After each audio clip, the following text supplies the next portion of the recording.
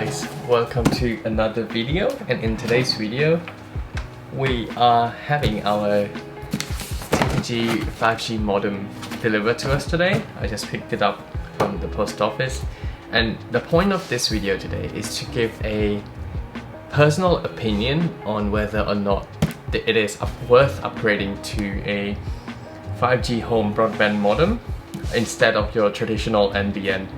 Funny thing is that the Australian government actually spent billions of dollars for the NBN infrastructure only for 5G technology to be available nowadays, and companies are utilizing. So with that in mind, I'm going to unbox it right now, and then I'm going to set it up, tested it for a few days just to see the consistency between the speed, because this is promised up to 100 megabit per second instead of the traditional 50 megabit per second for the same price, the $70 price range from TPG. Instruction menu.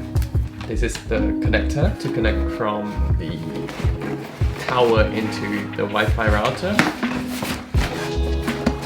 So the good thing about this compared to my first NBN is that it actually comes with a fridge card that has your Wi-Fi name and password on it, so you don't have to worry about forgetting it just to get onto the fridge somewhere. This is the modem itself. So it's quite big comparing to the old one. I'll set it up and I'll let you know.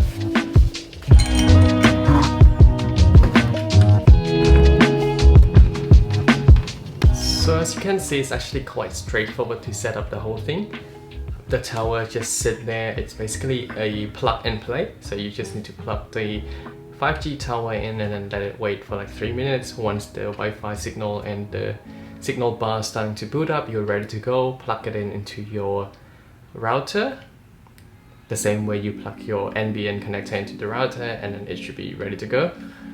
I haven't tested it yet. I noticed that, so in terms of the signaling bar, there's 4 bars on the tower. So 1 is bad, 2 is okay, I guess. 2 is technically 4G when it's orange, that's the 4G, so you're not getting the full 100 megabit per second speed, I assume. I haven't tested it out yet. And then if you get 3 or 4 bar, that's good. So you're getting, hopefully, the full speed. I'm going to give it a very first test. I'm going to use my iPhone just to see what is the speed like. I haven't configured anything. I didn't have to change any Wi-Fi or anything like that. Hopefully the Wi-Fi stays the same because technically it's still the router. Interesting. So what this means is that they actually get rid of the traditional router all at once. So I thought it was still, but this is actually a tower and a router at the same time, so I guess I don't need the router anymore. I'll remove the router and then we'll see how it goes from here.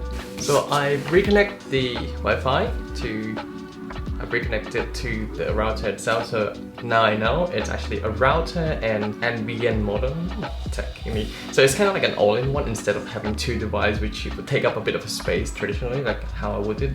Now let's see what the speed is like. So the promised speed is 100 megabit download and 20 megabit upload. It seems like it's getting there, but not really at the same time. So I guess for most people it's okay because you're only uploading, for working from home people, you're only uploading your video or share your screen or something like that. So it's not a big deal. But I guess for people who work with content producing or something like that, that will require a little bit more speed. So the pain point in setting up, it's getting 5 full bars now. So the pain point in this model, like swapping between the old router into this new modem router all-in-one thing, is that now my printer, all of my Wi-Fi related things that I set up in the past will have to go through the same process again. So I have to go and set it up all one by one again, which is a bit of a pain point, but I think it's okay. The speed is double from comparing to what I used to get. And if you're previously a TPG owner, some of you might be able to get a special price. So you get like $5 off from your traditional $70 a month to $65 a month. But for new customer, I think it's still worth it. $70 a month, you're getting 100 megabit per second. But I'm going to test it out in a couple days. I'm going to consistently testing it, and then I will give you the final update. I'll give you the chart, and then you can decide whether or not the speed is reasonable enough. Right now it's not raining, so my concern is if it rains outside, the speed might be impacted, especially with a few storms coming in New South Wales recently. But apart from that, overall happy with the modern design. It's very nice, it's very compact. Not happy with the fact that I have to set up the whole ecosystem, not the ecosystem, but the whole smart home equipment all over again. Anyway, that is it from me. Hope you find this video useful. If you do, please like and subscribe. I plan to create more tech content in the future. That is from me today. See you in the next video. Subscribe.